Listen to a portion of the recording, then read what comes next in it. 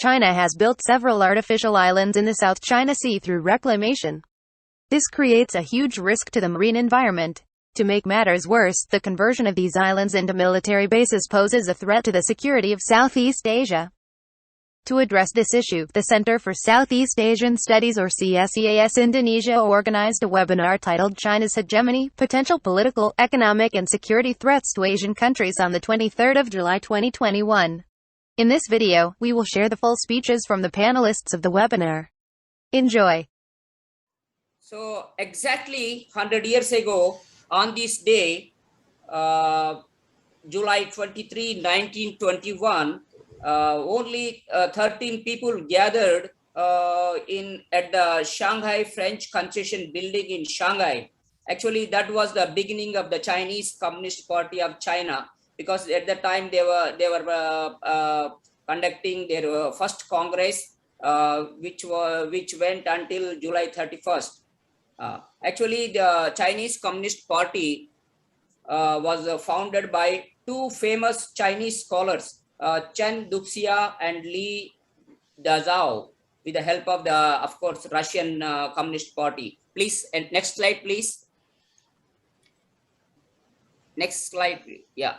But strangely, both founders of this Communist Party, Mr. Chen and Mr. Li, were not there in that conference, but yet all the 13 members, they elected Mr. Chen as the Secretary General of the party.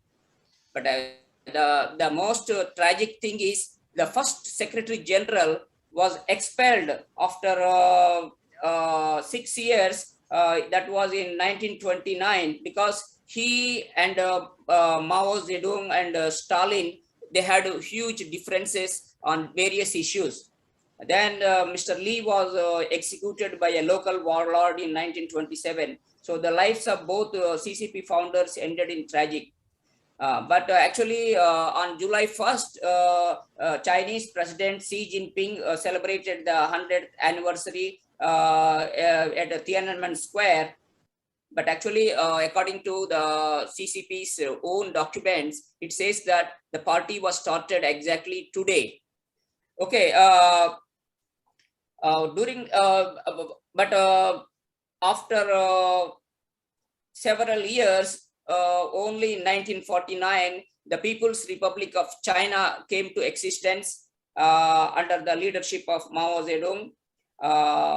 Actually, the biggest achievement of the Communist Party of China is, during the last 70 years, they transformed China from one of the poorest countries in the world to world's second largest economy, third biggest military force, and a global hegemon. As an emerging global superpower, China, which is also the world's most populous country with 1.44 billion people, is directly challenging the dominance of the present superpower, the USA. Next slide, please. The Chinese Communist Party is the greatest threat to our prosperity, security, and values on the face of the earth. But these are not my words. Actually, it was said by US former Vice President Mike Pence. Can you go to the next slide, please? Yeah. So he said, China may not yet be an evil empire, but it's working hard every day to become one, Mr. Pence said.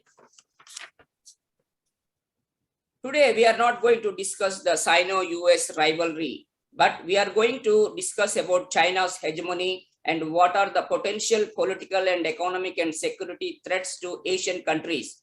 Because we must remember that China is a country that is ruled by an autocratic communist party whose ideology opposes democracy, freedom, human rights, and mainly the religion. The CCP, the world's second largest political party with 95 million members, is notorious for its cruelty, more cruel than Soviet Union and the Nazis since its birth. In 1994, the Chinese Communist Party joined an alliance with the ruling Kuomintang KMT. Many of the CCP members at the time were admirers of the Sun Yat-sen, the founder of the KMT and the father of the nation of the Chinese Republic of China. The same CCP broke up with the KMT in 1927. That means after Dr. Sun Yat-sen's death.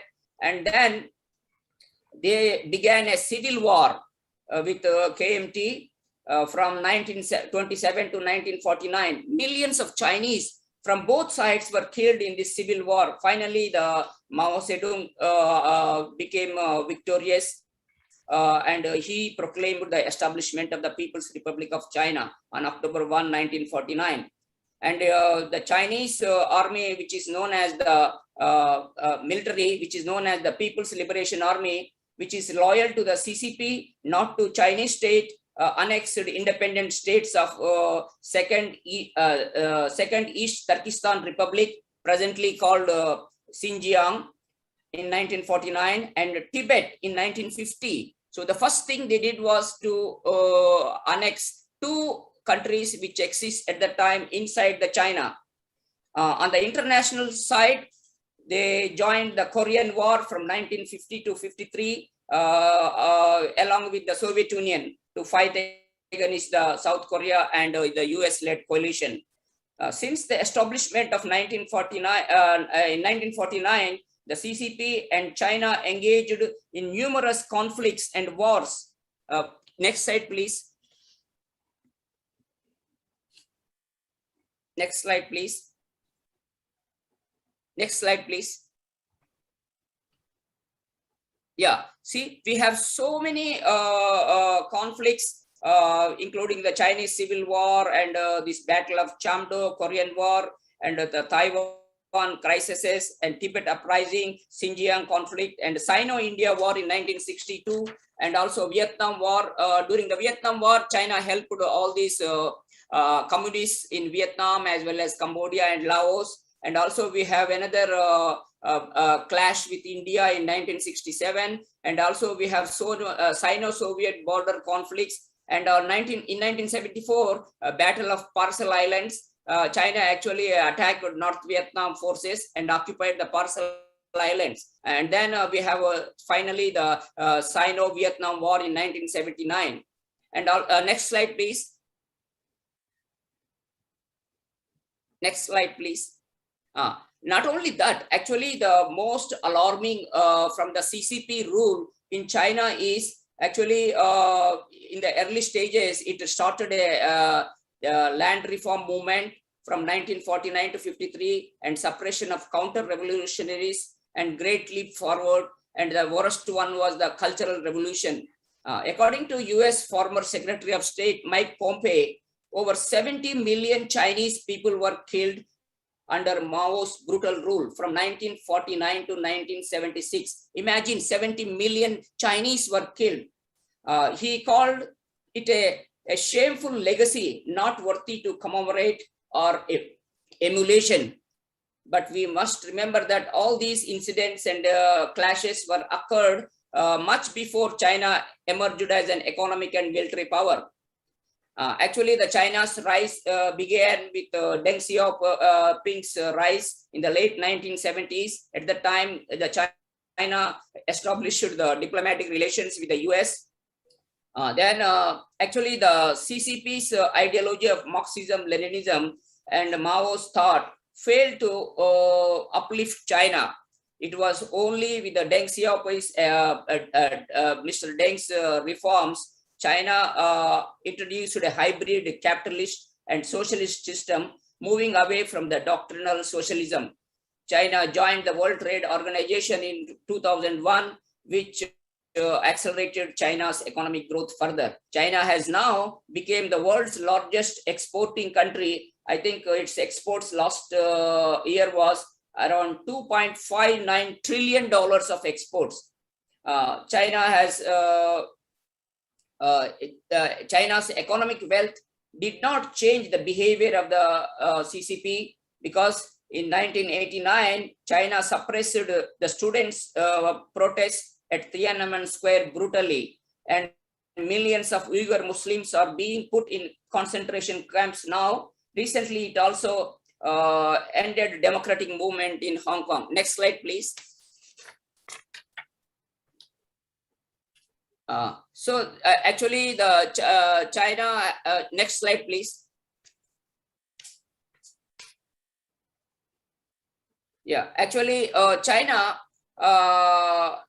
main initiative to dominate the world economy is the Belt and Road Initiative, which covers 68 countries in Asia, Africa, Europe, and South America, with an estimated investment plans of $1 trillion.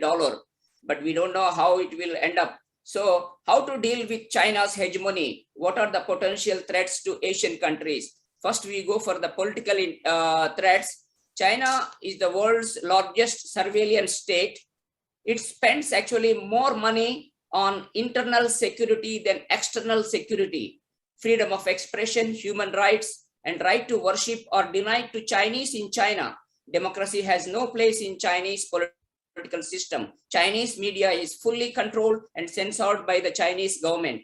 Muslims in Xinjiang, Buddhists in Tibet, and Christians in China do not have enough freedom to practice their religions. China follows a saying that it does not matter whether a cat is white or black as long as it catches mice. Military dictators, strongmen, and military-supported regimes are very happy with China. Myanmar's military junta, North Korea's Kim Jong-un, Cambodia's strongman Hun Sen, and military-supported Pakistani Prime Minister Imran Khan are great fans of China and the CCP because no questions asked, and they will get full support for their regimes from China. So Asian countries should be vigilant while dealing with China. In the past, China has had a history because before 1962, both India and China had a perception of Hindi, Chini, bye, Chinese and Indians are brothers. But suddenly, the China attacked India in 1962 and seized control of Aksai Chin area in Jammu and Kashmir state. Likewise, China had helped a lot the communists in Vietnam, but the same China attacked Vietnam in 1979, and also in 1974 it seized the Parcel Islands, and also in 1988 it also seized Johnson South Reef in the Spratly Islands. So in 1969, which actually the Chinese Communist Party was supported in the beginning from the Soviet Union, but again it had border clashes with the Soviet Union. So be careful with the Chinese now, the 5G technology, smartphones and laptops, which have the potential to monitor your activities without your knowledge. Next slide, please. China always undermines global norms and values. It signs agreements but never respects them. We have so many examples. Next slide, please. We have so many examples. For example, in 1992, China signed the UNCLOS and also the DOC in 2002, and also including the Permanent Court of Arbitration in The Hague. But the same China, which is refused to implement the PCA's reward as well as the DOC as well as the UNCLOS. So that's why it is very, we have to be very careful. And now we can go what kind of economic threats we will face. China is undoubtedly world's second biggest economy with its GDP of $16.64 trillion. And it is also the biggest manufacturer. It basically why the problem with China is it adopts predatory economic practices like providing huge subsidies, low taxes, and cheap finances to Chinese companies. The theft of intellectual property rights and forced tech transfers are rampant in China. It ignores labor and environmental standards. Many countries in the world found that it would be very difficult to benefit by doing trade with China.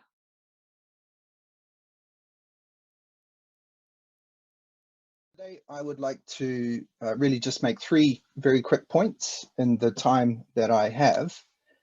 And the first point I'll be looking at a couple of observations of Chinese foreign policy behavior. And there I want to make a distinction between issues around the periphery and issues in the more international space. Secondly, I want to sort of think about this question of competition and also the question of hegemony and how we define that and what we're actually seeing there. And then I want to, my third point, make a few comments on this question about threats to Asian countries. And there I'll bring in just a couple of ideas from New Zealand. So to begin, if we're looking at Chinese foreign policy, I think many people would agree that over the last few years, the key thing that has changed is that Chinese foreign policy is now more assertive, and they seem more interested in pursuing their interests, even at raised costs. But there's also two different types of foreign policy activities that are going on. So in the periphery, I would argue these are questions more about state building. So we have assertive foreign policy in terms of the type of state that the Chinese Communist Party wants, consolidation of one-party rule, and of course that challenges international norms of liberal democracy. In terms of territorial disputes, we see it in the South China Sea, we see it in Diaoyu or the Senkaku Islands, and of course that challenges international law. We see it in Xinjiang and in Xizang or Tibet, and of course there raises very, very concerning questions around human rights, with the incarceration of millions, by many estimates, of Uyghur and other Kazakh people in Xinjiang. And of course we also see it in terms of Hong Kong, where we see the Sino-UK agreement on the handover of Hong Kong to return to China and become part of the People's Republic of China. We see this breaching of an international agreement, and also again this breaching of this idea of international norms of liberal democracy. And then in terms of Taiwan, we also see questions around, I guess, threats to regional security and disruption to regional security patterns. So they are the sort of international relations issues in terms of China's periphery. If we move to instead looking at more internationally, we've seen that China has become, well, the People's Republic of China and the government have become far more assertive and pushing back on some of the most strategic and important relationships that it has. So you'll remember earlier in the year when Yang Jiechi, when he had a meeting in Anchorage with the United States, when Anthony Blinken, one of the most famous quotes from that talk was 中国人不吃这一套, or the Chinese people are not going to take this. And he also talked about how America or the United States no longer had the status or the position to talk down to China. So from this, we can see that there's the People's Republic of China now feels confident and powerful enough to push back against the world's leading superpower. We also see the competition between the US and China in the security area, in the economic area, in terms of technology, and also this very strong ideological competition. In terms of economic power, and we've already had a good discussion of this, we see that China is now refashioning global value chains to fit its interests. We see very concerning questions around how economic power is used in terms of relations with countries like Australia, where there's criticisms that China is using economic coercion to punish Australia for certain political positions it's taken. And we also see ideologically China pushing, or the Chinese government pushing new ideas for international relations. They call it 新兴国际关系, or a new type of international relations, and also a community of shared future. And perhaps most concerningly, we see that internationally, there appears to be this ongoing, I guess, chip on China's shoulder, this combination of both feeling like a victim, but also being assertive about its interests. So how can we explain I guess, this shift to a more assertive foreign policy? Well, I think, I guess the way I would explain it, and the way most people would explain it, is that it's a question of China becoming a great power. It's the second largest economy in the world, the biggest trader for most countries, certainly in Asia. It's a leading technological power, as it says here, a Koji Changguo, or a scientific superpower or strong country. And it's still the largest country by population. And of course, it has a rapidly expanding military, which is very important for understanding its position in China. And just recently, at the 100th anniversary of the Chinese Communist Party, we saw that Xi Jinping made the statement that Changguo 必须强军, 军强才能国安. This idea that that a strong country must have a strong military. Only if the military is strong can a country be secure. And this is straight out of the playbook of any great power.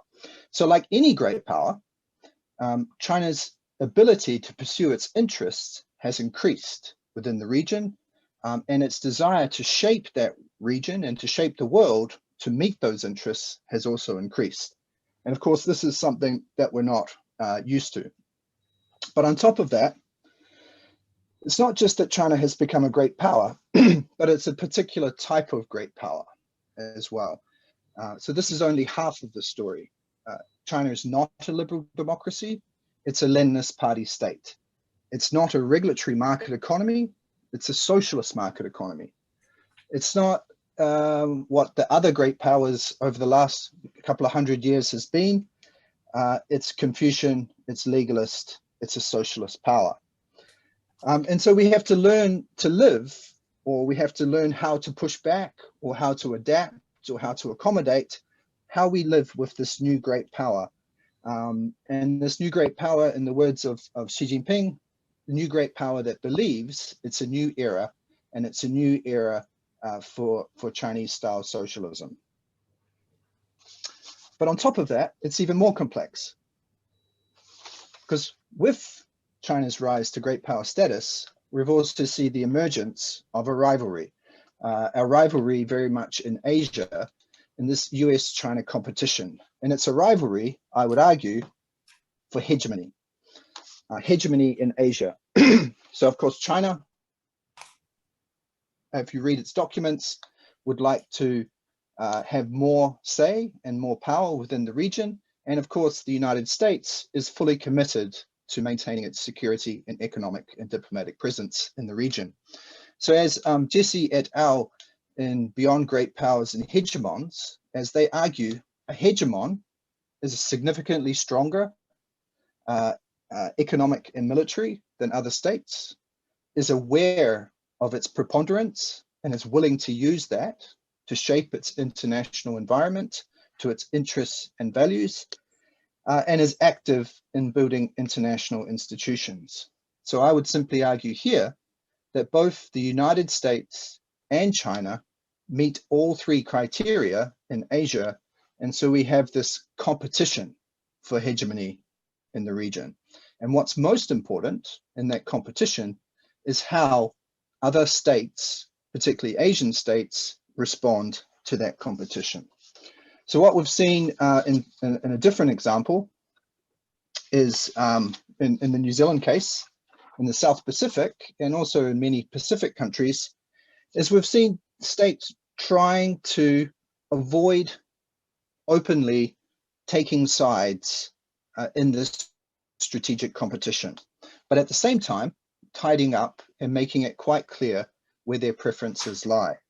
We see it in terms of technology for 5G, overseas investment, sort of tidying up around donations for political parties, foreign interference, debates and discussions about trade diversification, becoming more outspoken in terms of values and interests, adopting regional frameworks like the Indo-Pacific, and New Zealand adopted the Indo-Pacific in a very similar way to how Southeast Asian states adopted that name. And also more recently, publicly attributing cybersecurity attacks to China. So we also see states like New Zealand avoiding open discussion of strategic competition, but at the same time, making a lot more effort to work with others to deal with questions of asymmetry. And so the asymmetry in the relationship between New Zealand and China is massive, as you can imagine. So for New Zealand, that's meant deepening relations with the Association of Southeast Asian Nations, with Australia, our closest partner and ally, with the Five Eyes countries, with the European Union, etc. And so these various coalitions are often based around different issues. And so these shifting coalitions are one way of assuring the problem of asymmetry when it comes to dealing with a more assertive China can be balanced out. And so to conclude, I would suggest that the threat to Asia countries in terms of the emergence of China as a great power and the great power competition for hegemony in the region is that if Asia became an Asia without the United States, that would be incredibly problematic because there would be no great power to balance China. Or if Asian states made a false choice and bind themselves to one great power only, that would also be a problem. And I also think that another threat would be for Asian states to not recognize that their agency collectively to work together to manage and to temper great power competition is also very important.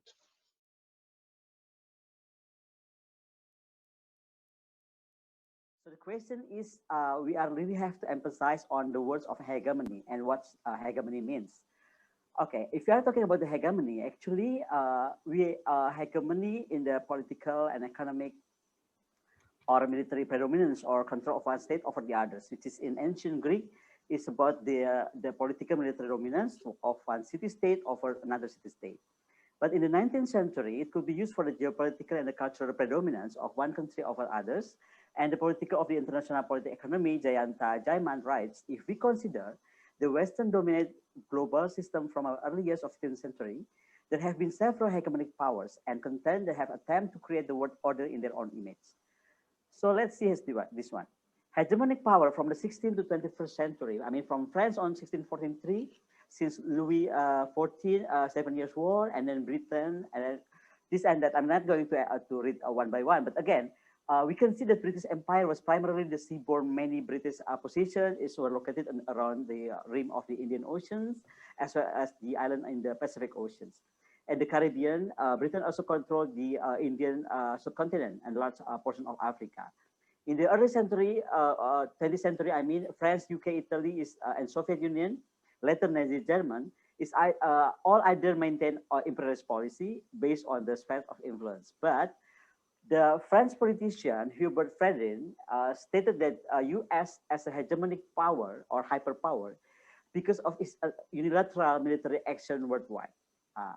Therefore, the Zozion said that a third way of hegemonic of that style hegemony, apart from the peaceful or violent hegemonic, may be arise in the most feasible option to describe China in its global hegemonic future.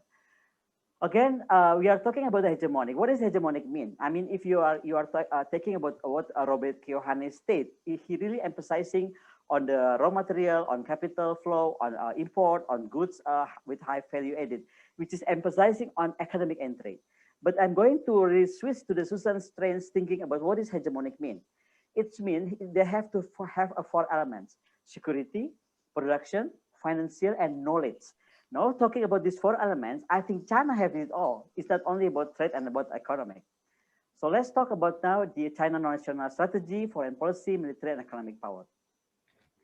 PRC strategy aimed to achieve the great rejuvenation of the Chinese nation by 2049 by the expanding China national power and perfect in government system.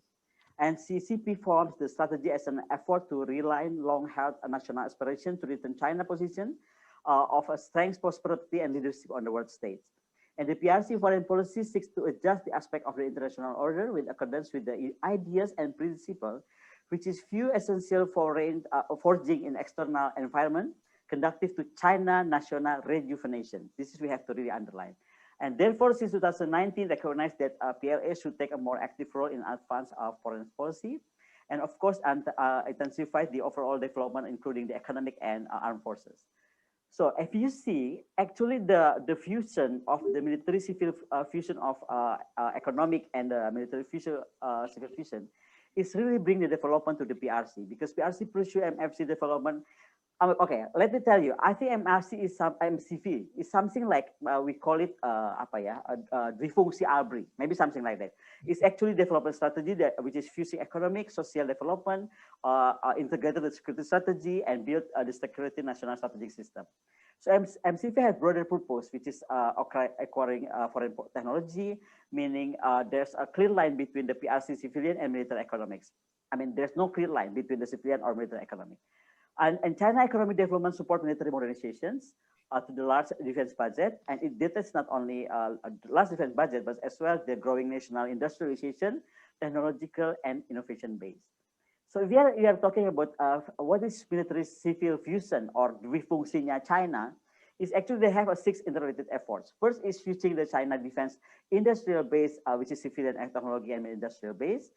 Integrating the leveraging science and technology on innovating across military and civilian sectors, cultivating talents on blending military and civilian expertise, and then mostly is expanding and deepening the China's national defense mobilization system to include all relevant aspects, which is economic for its competition and war.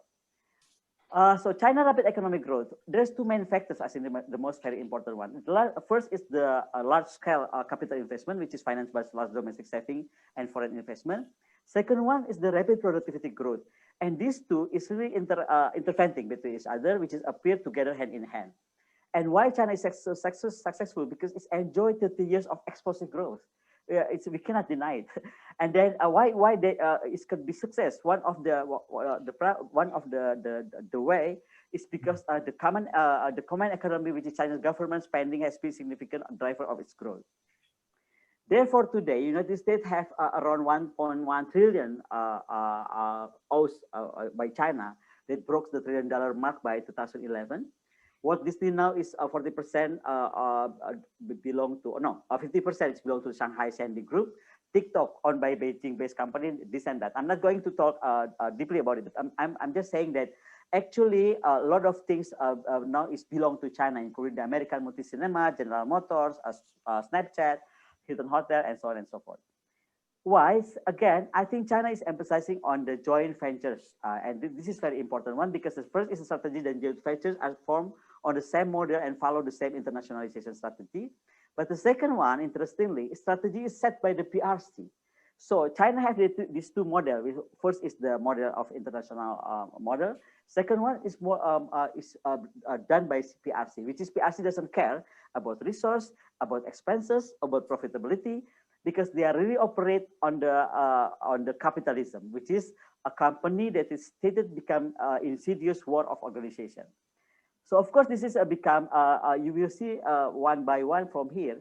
And if we see on the 2025, Indonesia average will be on 544 to 9. On the 2025, Asia will be on 18,000. 2025, the GDP will be 20,000. If you see from the situation of China today, they reach that position already. And we will see that one later more deeply. Again, the defense policy, the PRC has stated its defense policy aims to safeguard its sovereignty, security, and development interests. And PLA remain primarily oriented toward a long-standing regional threat, but now is more to the China defense policy and strategic military on greater global role. And China leaders stress the imperative of the meeting key military transformation markers in 2020 and 2025. 35. So the world-class military within the context of China national strategy will be achieved soon. I think maybe it's even faster than the target, China target. So modernization of China armed forces in the new era is not only continue to make progress implementing major structural reforms, but as well as talking about how this is including shipbuilding, which is the PRC now is the largest navy in the world with overall battle force is approximate around 350, which is America, United States, I mean only 293. Land-based conventional ballistic and cruise missiles, integrated air defense system, which is built very well. First, we have to be very clear on statement of dream position as the supra-strategic with the small GDP and armed force capabilities, not state, and with the ballistic non-alignment movement and global maritime vision. Why I have to underline the non-alignment one? Because as you said, I mean, as you see, Britain doesn't take position of the non-alignment. So is that possible? Country in the Indo-Pacific, including Indonesia, take the firm lead in shaping clear set of mutually shared hegemonic regional dreams.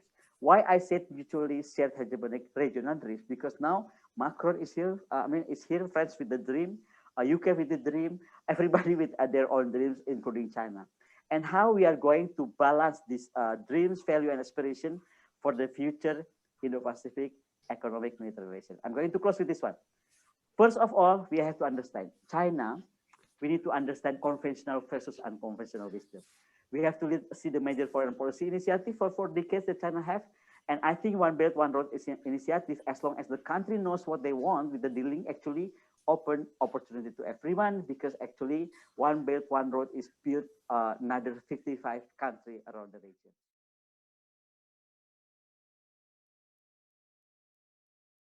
My overview is it touches on some of the defined hegemony briefly, hegemony with Chinese characteristics, apply that to the Asian context, conclude by looking at contested hegemony in the regional order and steps individual and collective countries might take. Next slide, please. I'm not going to go into the academic literature. We have 3 main schools of thought: liberalism, realism, and constructivism, plus side schools. But I'm doing an eclectic approach. We've already heard it's about material, a preponderance of material power that's been identified. Not stressed so far, I think, is the kind of, but not only does a power have to, hegemony have to have the dominant material power, it has to exert leadership and want to. And it can be dominating or coercive or consensual or persuasion, and they're not dichotomy. You can have mixes of both. But next one, constructivism, and it's a component not yet discussed, is the relation between the hegemon and the subordinate states. And some of that came up with Jason Young. They have agency. And to be a hegemon, you have to have social recognition. The US was recognized after the Second World War, and people complied. They benefited. But do countries in the pushback now really view or want to accord that recognition to China? And finally, it's the structure of the international system. And is it hierarchical ordinarily? Next slide. So hegemony with Chinese characteristics, we've heard in this, my quick historical overview, is overcome the century of humiliation, restore China's pre-colonial spheres of influence. China confuses the so-called tribute system with its supremacy over the region.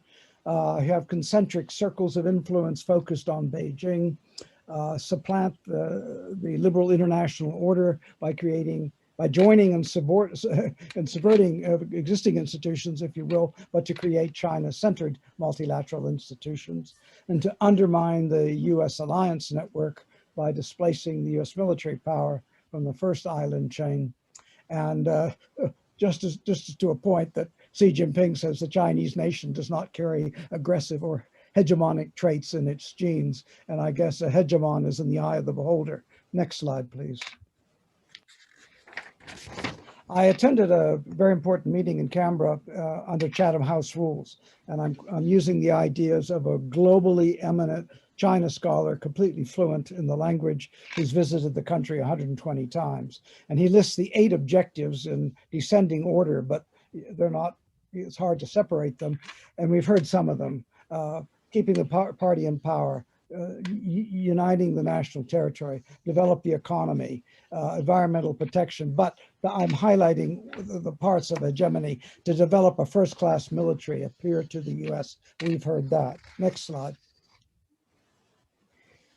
Push the US back from the first island chain. That repeats what I've already said, because that's for the security of its second strike nuclear deterrent. It's nuclear ballistic missile submarines based on Hainan Island and a naval base there. continental security through the Belt and Road, grow markets, gravitational pull towards Beijing. And my expert concludes to create an international system with China at the center, and these concentric rings all build up to Beijing so it can shape a rules-based international order. Next slide, please.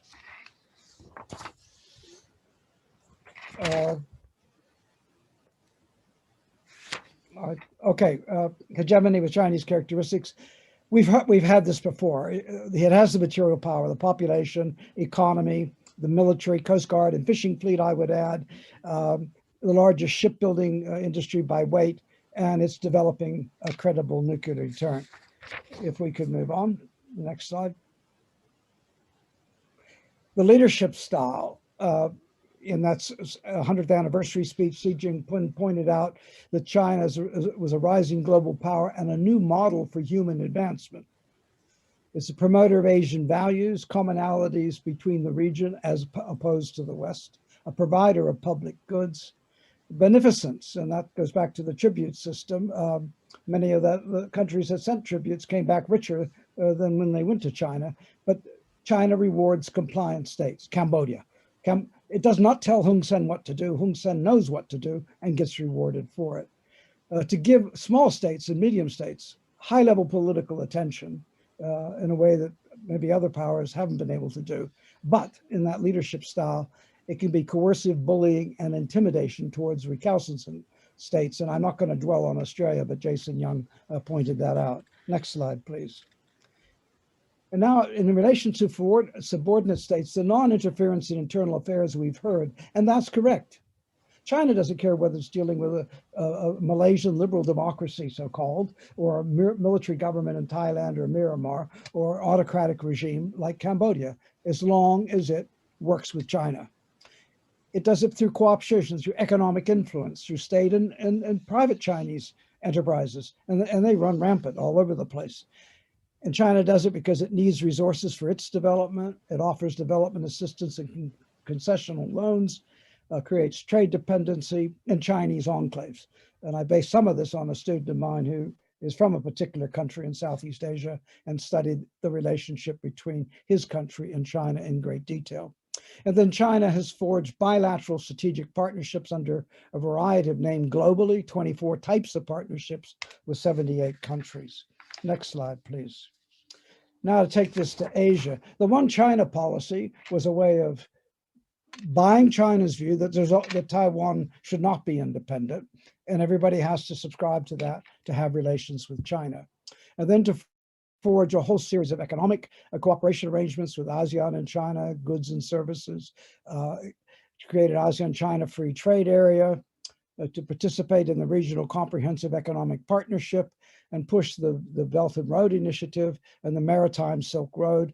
And in the case of the Asia Infrastructure Bank, allow foreigners on the board, but create alternate institutions, the World Bank, International Monetary Fund, and the Asia Bank. Next slide. And in Asia, they create its own security organization, sort of out of Southeast Asia, the Shanghai Cooperation Organization in Central Asia. And then on these partnerships with Singapore, it's an all-round strategic partnerships with ASEAN, Brunei, and the Philippines, and comprehensive strategic partnerships with the rest of the region as listed below. So those are the mechanisms, the conduits, if you will, for influence. Next slide. But ends, ways, and means how? Through three warfares from 2013, guidance to the PLA, public opinion, psychological, and legal warfare. Lawfare in the South China Sea is really preeminent. To repeat, displace the US, subordinate Japan, and disrupt US alliances. Assert its indisputable sovereignty and historic rights in the maritime domain. Off Natuna Islands, of course, that's China's historical waters, they would say. To build artificial islands, militarize them, and use them for forward operating bases to intrude and disrupt and harass Malaysian oil exploration with the Philippines and Vietnam. And then the gray zone operations in the South China Sea, not using military actors, but the Coast Guard, maritime militia, fishing fleet to harass the commercial operations of countries in their own exclusive economic zones and to intimidate fishermen like the Filipinos in their own areas. Next slide. Now, in Southeast Asia, we've heard this very well from Jason. It's congested. Post the liberal international system under U.S. hegemony is in decline and under challenge. There's no question. The beacon on the hill democracy of the United States, all you have to do is turn on an American TV station any day and look at the polarization that's going on in Washington itself. The hub and spoke systems has decayed. In fact, the spokes, Australia and Japan, pick up the slack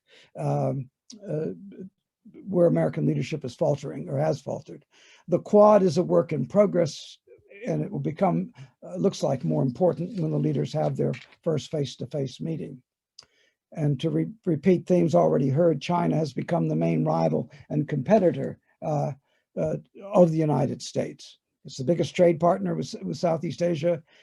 And every time the U.S. Navy deploys, does freedom of navigation, naval presence, bomber task force, you get a reaction by China. And that's intensified in the last 18 months. And it's likely to intensify because the U.S. is going to be stepping up these presence operations unless it's distracted by the Middle East, which is a boon to China. And the use of economic coercion against Australia. And I'll leave that for question and answers, which is why, I mean, I think that action is widely known. And finally, please, how do we reduce the threat? And I go bilaterally and multilaterally. And I pick up Jason's point about you countries have agency. We all do. China has exercised sanctions on us, but it's buying our iron ore, and we're actually making more money than we're losing at the moment, although certain industries are hurt. We have to develop a whole of government strategy. There's no question about that. And even though we may give lip service to it, we really have to make it work. And we must nurture national unity so it cannot be exploited by China. China's made inroads on our Chinese population that are Australian citizens. Self-help. Every country must do appropriate spending for defense and security, build up maritime domain awareness, the law enforcement agencies, naval air forces, to have a difference in defending national sovereignty. But at the same time, continue to engage China diplomatically and politically and stress not Chinese hegemony and acquiescence to it, but a multipolar, or to quote Amitav Acharya, maybe a multiplex, more complex regional order. I think that's what's evolving. So you still have the US as a great power, but I think its role as hegemon is gradually being displaced, but not necessarily to China. That void can be filled, and we'll see that multilaterally. And to conduct public information campaigns to assert the national interest and to counter China's narrative. And we're hearing that tonight, which is good to hear. And finally, if we could turn to the multilateral approaches. Next slide. I know these are hackneyed terms, ASEAN centrality and autonomy, but in the ASEAN outlook on the Indo-Pacific, in which Indonesia made a major input, it really was a clarion call not to take sides. And that was Jason's second point, be careful of binding one to the other. And it's difficult, and not all ASEAN is going to agree, but I think the core of ASEAN that accepts that principle needs to pursue it. Priority, I say, to the East Asia Summit and the role of dialogue partners. Now, I was leaked a copy of the penultimate draft of the ASEAN Outlook, and all of Vietnam's attempts to strengthen the role of a leaders-led forum were diluted. But the East Asia Summit, where you meet and have a retreat, is a place to put the US and China on notice, but you're balancing them to let them know you're not acquiescing into China's hegemony, and you're asserting your independence. And therefore, you must, corollary to that, and that's on a side trip here, be more strong on trying to resolve the Myanmar crisis. Withhold, back to my constructivist intervention from the beginning, withhold social recognition of China as a hegemon. Yes, it's a great power. Fine, China, we let you know, but you are not going to rule the roost. We are masters of our own future as well. Assert economic interdependence, and this is the comprehensive progressive agreement on Trans-Pacific Partnership. Can the US be enticed, the Biden administration, to join? of all the institutions out there, the ASEAN Coast Guard is moving along at a very slow pace without much effect, and that needs to be strengthened. Many coalitions with littoral states.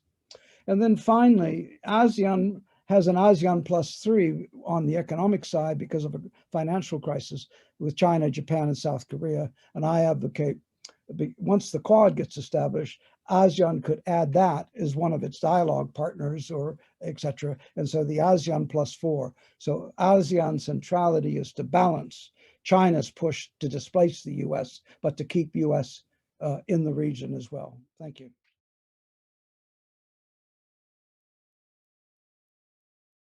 I'm going to try and answer three important questions.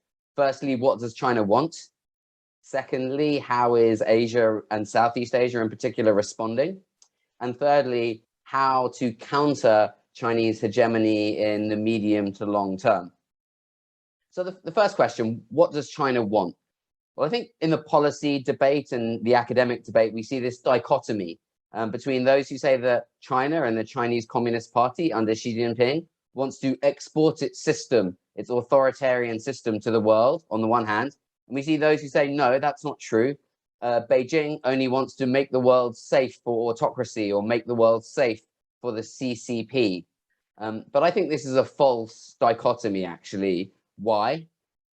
My own view is that because China is so big and global in its reach, economically and politically, socially even, making the world safe for the Chinese Communist Party will necessarily entail Beijing seeking regional hegemony within Asia and a much bigger global role as well. So we end up in the same place, even if the CCP's aims are limited, its global reach means it has to fight a global campaign and it needs regional hegemony to sustain its position at home.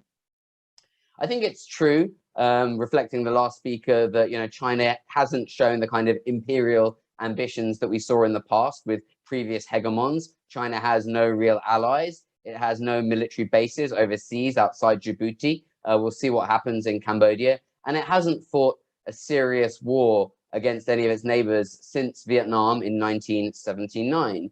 We also know that the Chinese Communist Party, unlike the Soviet Communist Party before it, it has no interest in exporting Marxism, Leninism. It has no interest in the Comintern. But what the CCP does want is to ensure that other states, as Carl and others pointed out, Jason too, do not challenge its core interests, its legitimacy, or its emerging dominance. And I think crucial to this is how it sees the US and its alliance system, and particularly in Asia, where the US and its allies are seen by Beijing as a fundamental threat, as well as the democratic norms that the US and its allies espouse.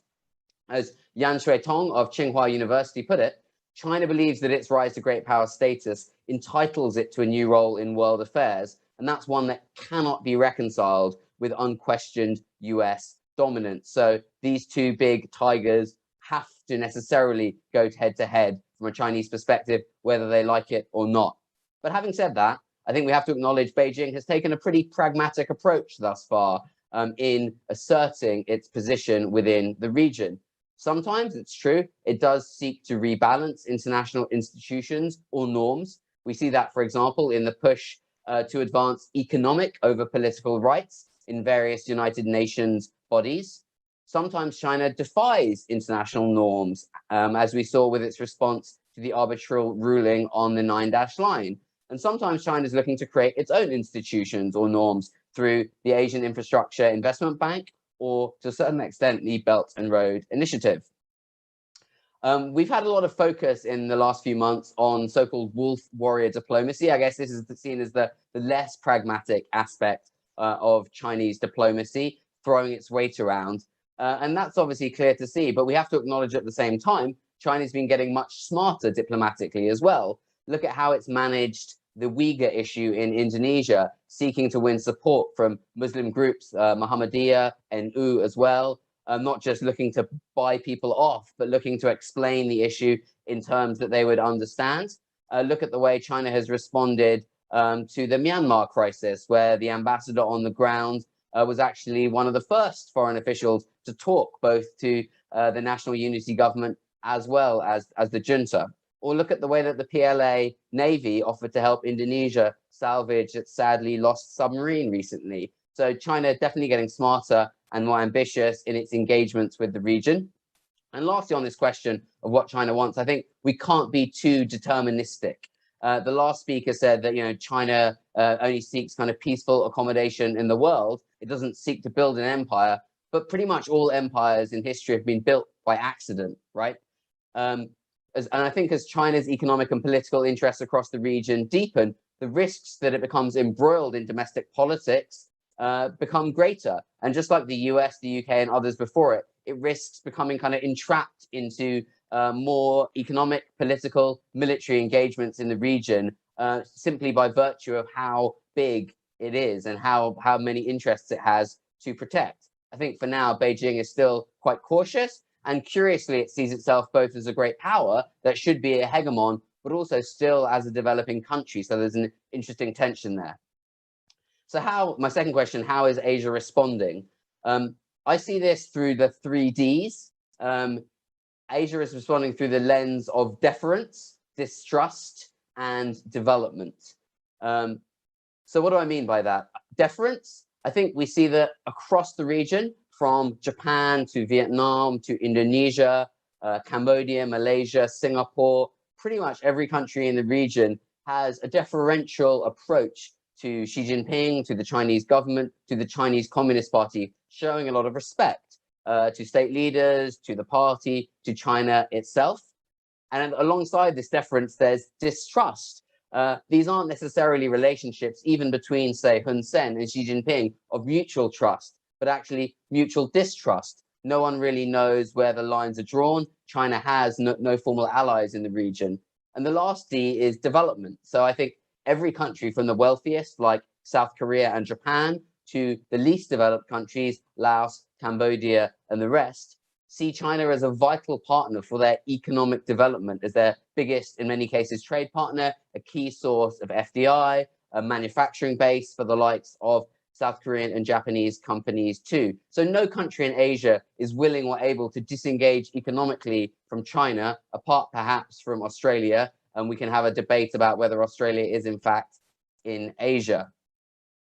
And I think it's really interesting that, you know, outside Asia, we often see, you know, in the US, in Australia, other countries, people trying to question which countries are balancing against China, which countries are getting closer to China. But all countries in the region, as I see it, combine this deference and distrust with a pragmatic sense of cooperating China. So if you take the example of Vietnam, seen in Australia and the US as this key party pushing back against China, well, the other side of it is that the communist parties of Vietnam and China are, as they say, as close as lips and teeth. And we can have a moment when the General Secretary of the Vietnamese and Chinese Communist parties are praising their relationship, while at the same time the Vietnamese Foreign Ministry is protesting the harassment of Vietnamese fishing fleets by Chinese Coast Guard and militias. And even for the likes of Cambodia and Laos, I'd say often called vassal states, Bilahari Kausikan, the Singaporean former diplomat, even suggested kicking them out of ASEAN. They're also playing their own game here. Of course, they show a lot of deference to China, but distrust too. And they're also distrustful of others around them, Vietnam and Thailand, and seeking a different balance in the region. So the 3Ds, just to reiterate then, deference, distrust, and development, really a pragmatic approach. And there is a risk here, I would say, that these disjointed responses lead to a kind of path dependency, because everyone is acting on their own, following these pragmatic paths. There's a risk that in the long run, China wins out because of a lack of coordinated responses from the region, which brings me to the third question. And this is as framed in the framing document for this session. How do we reduce the tensions with China and counter China? Well, I think the framing of this question gets it a bit wrong. I'm not sure that reducing the threat of Chinese hegemony and reducing tensions with China are the same thing. In fact, I think they're in tension with each other, because to counter the growing Chinese power in the region is going to require an increase in tensions in the short to medium term. If you want to push back against China, you're going to inflame tensions. And if you want to reduce tensions in the short to medium term, you're probably better off not trying to counter Chinese hegemony and trying to simply accommodate it. Now, what do I think people could do that would be more coordinated? and might be better than simply every country going its own way, which kind of, as I said, could lead to a certain path dependency. It'd be great to see more coordinated action between like-minded ASEAN member states and other partners on a range of specific issues that Carl and others have spoken about, from maritime domain awareness to other issues. I mean, this sort of action with unilateral action among certain ASEAN members or between certain ASEAN members and others is often seen as a threat to ASEAN centrality or ASEAN unity. I don't think that's the case. I think the real issue here is caution on the part of many ASEAN member states and other nations in Asia. And I think that caution is totally understandable. It's understandable that governments don't want to upset Beijing. No one wants to be in the same position that Australia is in now, in which case key parts of your economy are being squeezed because you've upset the Chinese Communist Party. The Australian economy is diverse and strong enough to resist that. And Australia is geographically very far away. It doesn't have any direct maritime or territorial disputes. It's a very different position, I think, for pretty much every other country in the broader Asia Pacific region. Now, I think coordinated action would be effective, I think, in pushing back against Beijing. We saw that, I think, in a negative sense after the 2016 arbitral ruling, where no governments in the region really stood up with the Philippines. The Philippines' own government, when it changed, kind of distanced itself somewhat from that ruling. And that meant it didn't have much moral force. Of course, Beijing didn't acknowledge the legitimacy of that ruling in any case, but I think there would have been much more moral force if others had stood with the Philippines, because China wants to play off nations against each other. It suits China, for example, to drag out the code of conduct talks on the South China Sea. It suits China to have ASEAN disorganized and without any unity. But I think we have to acknowledge it's hard even for the closest of allies to take truly coordinated action. We can see that with the Five Eyes, very, very close partners with a long historical alliance among them for intelligence sharing and military cooperation. And we see that New Zealand, for example, is often not willing to sign Five Eyes statements about China. So even those five great partners, the US, UK, Canada, Australia, and New Zealand, can't always see eye to eye, despite their name being the Five Eyes.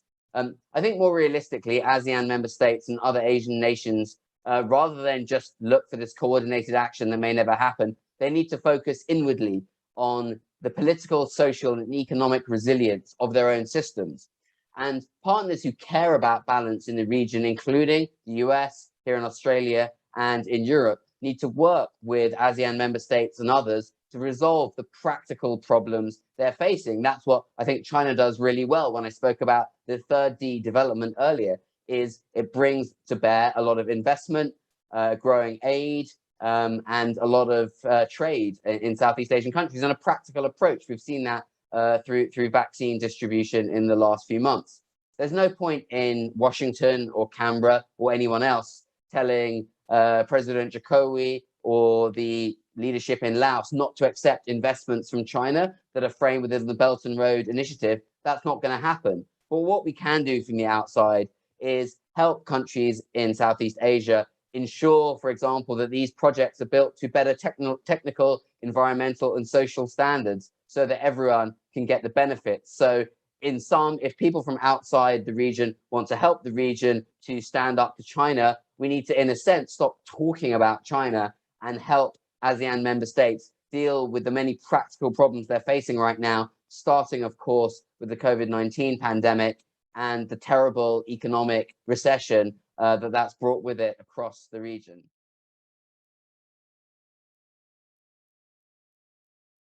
You know that during the last 6 years, China has spent $1 trillion on its defense, developing its defense. $1.04 trillion in just 6 years. So with that military power, with that economic power, so now China is challenging and ignoring the international rules. For example, in Southeast Asia, so in the South China Sea, for example, Indonesia, which is not a claimant in the South China Sea, what China has right to catch fish in our territory in Natuna, in our exclusive economic zone, which is our right according to the UNCLOS. and China signed, ratified, it simply ignores. And it enters into the Philippines, it enters into the Vietnam, and it enters into the Malaysia now. So it is violating international norms. What we want from China is simply just follow the international rules and just follow the Permanent Court of Arbitration Award, because which said the China's 9-dash line is completely illegal, because it signed, agreed that every country has a right to exploit its natural resources in 200 nautical miles. It's historical assumption that the West is interfering.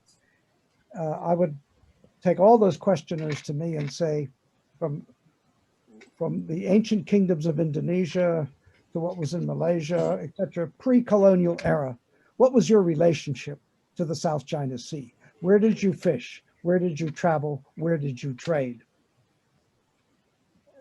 And then now you apply it to the current period where China says we were the first to discover, to name, to administer, and occupy all the features in the South China Sea.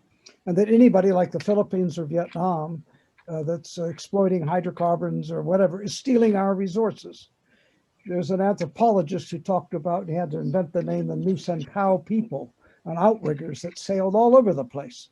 So the counter-China narrative is, the question to me seemed to, why should a group of like-minded states tell China to get out of the South China Sea? From the 17th century, when Vietnam was divided, the ruling lords in the northern part of the country sent out an expedition every year to what we call the Paracel Islands. Their main mission was to recover cannons from the wrecked ships, because those were very valuable, but coins and any other, and bring it back. So Vietnam, and they erected a temple and went out there for 6 months. So Vietnam can make an establishment, and I'm sure other countries could. So I put it that the claim to historic rights, which is now biting Indonesia in the North Natuna Sea, China says that's our historical fishing grounds. We have a right to be there. But yet UNCLOS has superseded traditional patterns. And then is China a threat there? Well, even before the arbitral ruling, it was cutting cables and stopping Vietnam's oil exploration. And China, in the single draft negotiating text with ASEAN, and I was leaked a copy, says all the marine resources on the South China Sea can only be exploited between the national companies of China and countries in the region. And as for military exercises, you should give advance notification in case anybody objects. So China would like to object to military exercises with countries outside the region. What that does is say, Australia, the United States, Japan, South Korea, any other country, France, has no right or no interest in the South China Sea. And I think that's a misreading of American investment, America's role as a global power wanting to sail its navy through the South China Sea from Pacific to the Straits of Hormuz, for example. So I think, so the South China Sea is contentious because it's wrapped up in nationalism and resources, but what's very little discussed, and I just end on it, was a point that I made, it's to be a bastion for China's nuclear submarines to be able to get out into the Pacific within firing range of the US, or when China finally develops the technology to launch a submarine ballistic missile that can strike the United States, to have a bastion in the South China Sea with no American naval presence. It's a deterrent, a nuclear deterrent, not an offensive force. So we have to understand that nuclear conflict, nuclear rivalry is still there. And it's frightening for the rest of us who aren't nuclear countries, because if one side or the other uses it and the other retaliates, we're all going to suffer. Thank you.